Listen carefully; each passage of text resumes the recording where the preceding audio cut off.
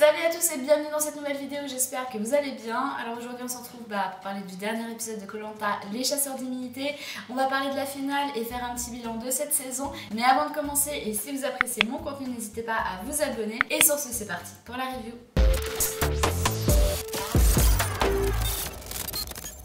Bon déjà avant de commencer, navré pour le retard de la vidéo. La semaine dernière j'étais vraiment pas en état de filmer, du coup voilà je l'ai reporté à cette semaine. Bon après c'est pas plus mal, ça m'a laissé le temps de réfléchir un petit peu à ce que j'allais dire par rapport à la finale et puis à la globalité de cette saison. Alors comme vous le savez, l'épreuve des poteaux ça n'est pas mon épreuve préférée, clairement pas. Donc là on avait les trois finalistes, Meissa, Julie et Léa. Avant ça on a pu voir qu'ils ont dormi dans une école à l'abri du cyclone.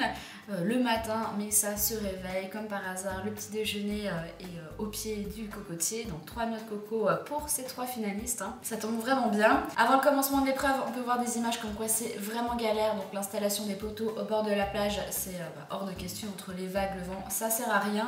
Donc voilà, ils ont déplacé l'épreuve dans un bras de rivière qui est beaucoup plus abrité du vent. Donc c'est là où on va pouvoir retrouver les trois finalistes pour le début de l'épreuve.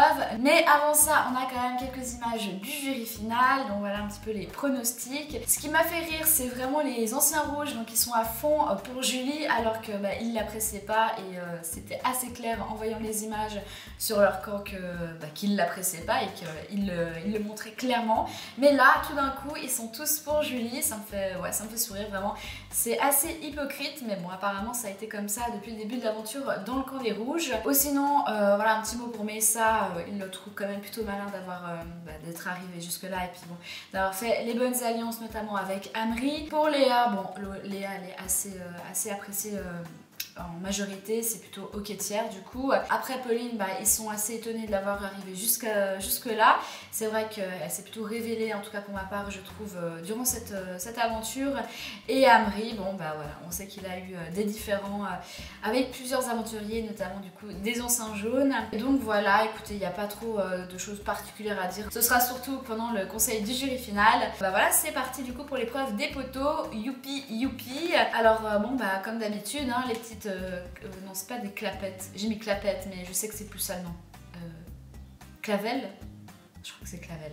Bon, première clavel, personne ne tombe. Deuxième clavel, ça commence un petit peu à bouger du côté de Meissa et Julie. Léa était assez tranquille. En tout cas, j'ai pas senti pour ma part que Léa était en difficulté. Donc Julie tremble, elle finit par tomber, suivie très rapidement, je crois que 30 secondes d'écart, suivi de Meissa. Donc voilà, c'est Léa qui remporte l'épreuve des poteaux. C'est très agaçant ce bruit, Je sais pas si vous l'entendez. Donc voilà, Léa va choisir Meissa parce que c'est le deuxième à être tombé. Et voilà, elle trouve que c'est plus sport. Après, je pense qu'il y a un petit peu de stratégie dans cette décision. Pour Julie, elle aurait choisi... je sais pas qui elle aurait choisi, je crois qu'elle l'a même pas dit. Non, Julie, elle aurait choisi Meissa, donc par stratégie, parce qu'elle pense assez sans patate. Meissa, lui, aurait choisi Léa par stratégie. Et Julie, ce serait son coup de cœur.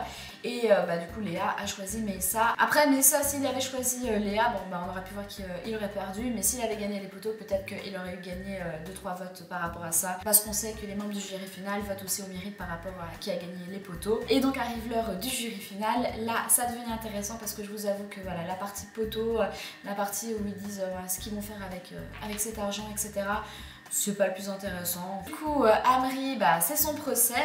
Évidemment, tout le monde a un peu des comptes à régler, notamment Sébastien, évidemment, qui n'a toujours pas digéré. D'ailleurs, on va pouvoir voir aussi sur le plateau qu'il n'a toujours pas digéré. Bon, il est un peu plus calme, mais quand même. Moi, je trouve que Amri se défend plutôt bien. Après, il n'a pas vraiment à se défendre, mais on va dire que ses justifications et son raisonnement est tout à fait correct et cohérent. Ça reste un jeu, il le précise bien, c'est pas le vrai Amri. Après voilà, pour moi Amri a quand même bien joué, en tout cas il a donné le maximum, il a fait son stratège, il a fait les alliances qui lui paraissaient cohérentes et puis utiles pour lui. Et puis voilà, au final ça a payé étant donné qu'il est quand même arrivé jusqu'à l'orientation. Après c'est vrai qu'il a un peu foiré sur la deuxième élimination de Sébastien. Autant rien dire ou autant lui dire carrément qu'il va voter contre lui. Voilà, petite fausse note sur la fin, mais bon, encore une fois, c'est qu'un jeu. Meissa, alors lui, ce sera plutôt David qui va lui en vouloir par rapport encore une fois à son double jeu. Avoir fait alliance avec Amri alors qu'il était censé être chez les rouges, enfin les ex-rouges. Julie, Julie s'en sort plutôt bien évidemment. Julie de toute façon elle est même pas dans les histoires. Léa, Léa elle est méritante. Voilà, elle a toujours été droit dans ses baskets. Elle a toujours été honnête, plutôt dynamique sur le camp. Elle s'en est bien sortie dans les épreuves. Donc voilà, c'est vraiment la candidate type d'un Koh-Lanta, donc pour moi j'étais vraiment pas étonnée de l'avoir gagné. Et honnêtement, à partir du moment où Léa a gagné les poteaux, je savais que ça allait être elle qui allait gagner ce Koh-Lanta. Donc voilà, pour moi c'est une victoire sans suspense. Évidemment, elle est méritée et donc bravo à Léa d'avoir gagné cette édition. Donc voilà pour ce dernier épisode. Maintenant on va faire un petit récap, un petit bilan de cette saison. Donc je voulais commencer par le générique. Pour moi ce générique spoilait beaucoup trop et je trouve pas ça normal que voilà, si on n'a pas envie d'être spoilé sur les futurs épisodes, qu'on se dise on ne doit pas le regarder. En fait c'est pas comme ça que ça devrait se présenter. Un générique il est censé donner envie, mais voilà, ne pas montrer trop d'images, ça pourrait être quand même pas mal pour les prochaines éditions. On verra s'ils vont remédier à ça. Le cyclone qui nous a été spoilé quasiment au tout début de la saison. Bon, moi en plus je me réjouissais, étonnamment je me réjouissais d'une tempête, mais voilà je me suis dit que ça pourrait être sympa de voir un petit peu les impacts que ça aurait pu avoir sur le camp, sur les poteaux comme on a pu le voir. D'ailleurs à ce propos je trouve que c'était vraiment très minime.